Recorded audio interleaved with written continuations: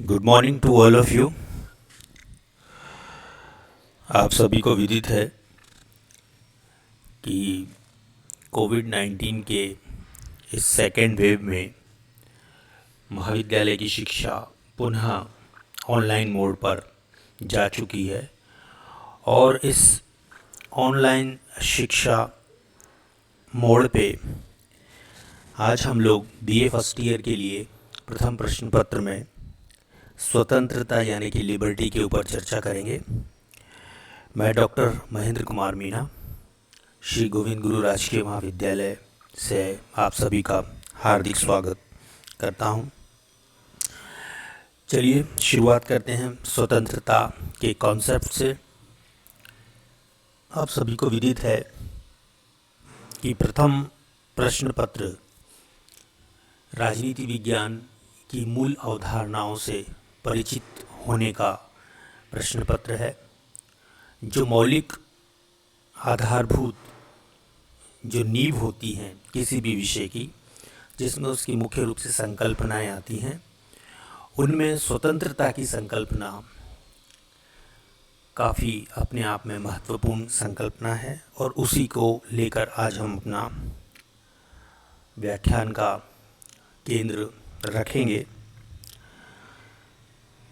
स्वतंत्रता का महत्व सबसे पहले हम जान लेते हैं कि स्वतंत्रता क्यों आवश्यक है।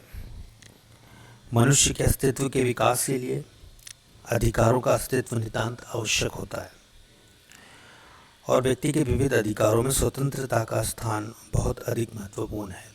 इसी को स्पष्ट करते हुए बर्ट्रैंड रसेल कहते हैं, स्वतंत्रता की इच्छा व्यक्ति की एक स्वाभाविक प्रवृत्ति है और इसी के आधार पर सामाजिक जीवन का निर्माण संभव है। इस सारे जगत में सभी जीवात्माओं में हम देखते हैं कि स्वतंत्रता एक स्वाभाविक प्रवृत्ति के रूप में हमें दिखाई देती है। किसी भी जीव जंतु या पशु पक्षी को जब उसकी स्वतंत्रता से वंचित किया जाता है, चाहे वो शारीरिक स्वतंत्रता ही हो, तो निश्चित रूप से हमें उसके स्वभाव में एक विरोध और विद्रोह देखने को मिलता है। और मनुष्य तो निश्चित रूप से एक बौद्धिक प्राणी है, तो ऐसी स्थिति में न केवल शारीरिक स्वतंत्रता बल्कि अभिव्यक्ति और विचारों की स्वतंत्रता भी उसके संपूर्ण व्यक्तित्व के विकास के लिए एक आवश्यक शर्त बन जाती है। मनुष्य का संपूर्ण भौतिक, मानसिक एवं नैतिक विकास स्वतंत्रता के वातावरण में ही संभव है। इटली के प्रसिद्ध देशभक्त मैजिनी ने कहा था, स्वतंत्रता के अभाव में आप अपना कोई कर्तव्य पूरा नहीं कर सकते। अतएव आपको स्वतंत्रता का अधिकार दिया जाता है और जो भी शक्ति आपको इस अधिकार से वंचित रखना चाहती है, उससे जैसे भी बने अपनी स्वतंत्रता छीन लेना आपका कर्तव्य है। काफ़ी महत्वपूर्ण संदेश मैजिनी के शब्दों में हमें देखने को मिलता है। आइए चलिए जिस चीज़ की महत्व के ऊपर हम इतनी चर्चा कर रहे हैं उसको समझने की कोशिश करते हैं। इस कॉन्सेप्ट को परिभाषाओं और अर्थ के शब्दों में बांधने की कोशिश करते हैं। तो स्वतंत्रता के अर्थ की अगर बात की जाए तो आधुनिक युग में स्वतंत्रता सबसे महत्वपूर्ण और लोकप्रिय शब्द है। हर राजनीतिक मंच और पटल पर इसका उल्लेख, हर न्यायिक निर्णयों में इसका उल्लेख हमें कमोवेश देखने को मिलता है। अब इसी का परिणाम ये हुआ कि स्वतंत्रता की जो परिभाषा है, उसका जो अर्थ है, उसके बारे में हमें कई सारे दृष्टिकोण देखने को मिलते हैं। अलग अलग व्यक्ति अलग अलग दृष्टिकोण से इसका अर्थ ग्रहण करते हैं।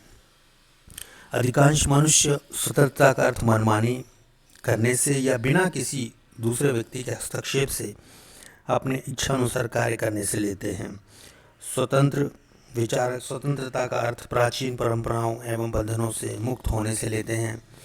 आध्यात्मिक संत स्वतंत्रता का अभिप्राय सांसारिक मोहमाया से मुक्ति होने से लेते हैं और परतंत्र देश के निवासी स्वतंत्रता को स्वराज्य का पर्यायवाची समझते हैं।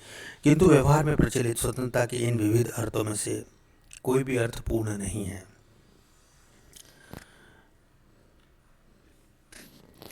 स्वतंत्रता का अंग्रेजी रूपांतरण लिबर्टी, लैटिन भाषा के लिबर शब्द से निकला है और जिसका अर्थ होता है बंधनों का अभाव।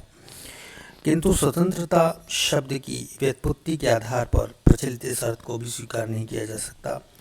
मनुष्य एक सामाजिक प्राणी है और समाज में रहते हुए मनुष्य असीमित स्वतंत्रता का उपयोग कर ही नहीं सकता।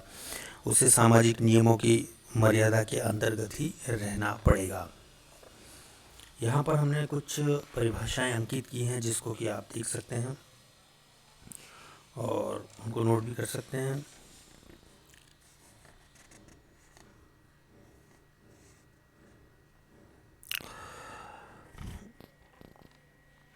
राजनीति विज्ञान के अंतर्गत अगर बात की जाए तो स्वतंत्रता की जिस रूप में कल्पना की जाती है उस रूप में स्वतंत्रता मानवीय प्रकृति और सामाजिक जीवन, इन दो विरोधी तत्वों यानी कि बंधनों का अभाव और नियमों की पालना में सामंजस्य का नाम है।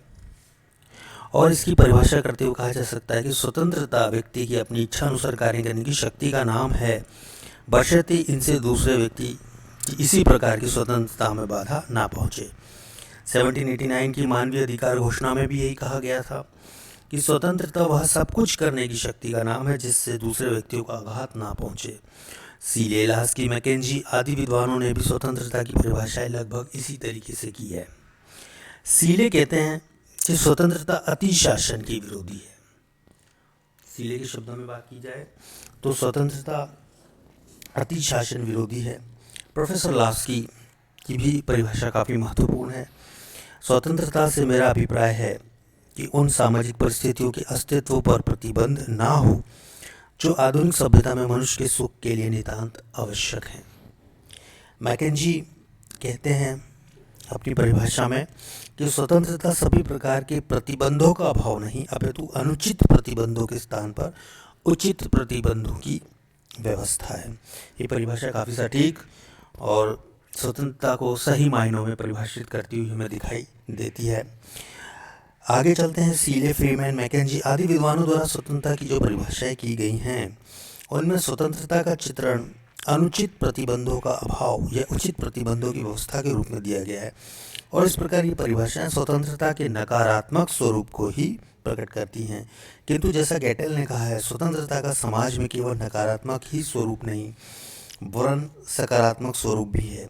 स्वतंत्रता के सकारात्मक या वास्तविक स्वरूप को नकारात्मक स्वरूप से भिन्नता बताते हुए टी.एच. ग्रीन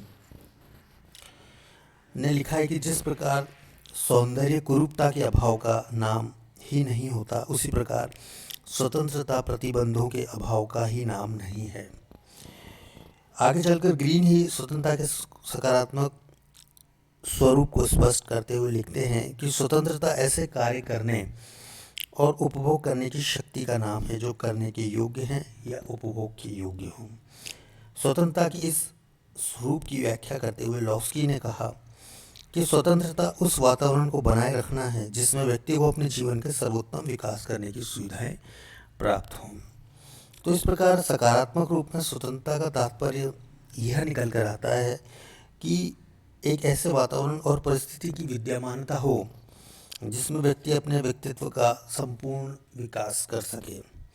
अब उपयुक्त विवेचना के आधार पर स्वतंत्रता के दो तत्व हमें निकल कर आते हैं, दिखाई देते हैं। पहला तत्व है न्यूनतम प्रतिबंध, यानी कि कम से कम प्रतिबंध हों व्यक्ति के जीवन पर। शासन और समाज के दूसरे सदस्यों की ओर से न्यूनतम प्रतिबंध होने चाहिए जिससे व्यक्ति अपने विचार और कार्य व्यवहार में अधिकाधिक स्वतंत्रता का प्रयोग कर सके। दूसरा जो बिंदु निकल कर आता है वो है व्यक्तित्व के विकास हेतु सुविधाएं। स्वतंत्रता का दूसरा तत्व यह है कि समाज और राज्य के द्वारा व्यक्ति को उसके व्यक्तित्व विकास हेतु अधिकाधिक सुविधाएं प्रदान की जानी चाहिए। तो इस तरह से हमें इन दो बिंदुओं में, प्रथम बिंदु में जहाँ नकारात्मक स्वतंत्रता के दर्शन होते हैं वहीं दूसरे बिंदु के अंतर्गत हमें सकारात्मक स्वतंत्रता के दर्शन होते हैं जिनको आगे चल के आने वाले वीडियो व्याख्यानों में हम विस्तार से समझने की कोशिश करेंगे कि सकारात्मक और नकारात्मक स्वतंत्रता में क्या भिन्नता है, क्या किस आधार पर वो विभेद रखती हैं और संपूर्ण रूप से स्वतंत्रता की परिभाषा किस आधार पर, किस स्वरूप में की जा सकती है। इस बात की चर्चा हम आने वाले कुछ वीडियो व्याख्यानों में विस्तार पूर्वक करने की प्रयास करेंगे। जहाँ तक स्वतंत्रता के इन दो दृष्टिकोण जिनके ऊपर अभी हमने चर्चा की बात है, तो यहाँ पर स्वतंत्रता के नकारात्मक दृष्टिकोण के प्रतिपादक के रूप में जेम्स मिल का नाम लिया जा सकता है, जिनके विचारों में हमें नकारात्मक स्वतंत्रता के दर्शन होते हैं, जो कि स्वतंत्रता को प्रतिबंधों के अभाव के रूप में परिभाषित करते हैं। हालांकि किस तरह के प्रतिबंधों के अभाव की वो बात करते हैं, इस बात को हम अगले वीडियो व्याख्यान में जहां पर हम नकारात्मक स्वतंत्रता के बारे में चर्चा करेंगे, उसके विस्तार से हम देखने की कोशिश करेंगे। नकारात्मक स्वतंत्रता के अंतर्गत हम जेम्स मिल और प्रोफेसर लास्की के विचारों का परीक्षण करने की कोशिश करेंगे।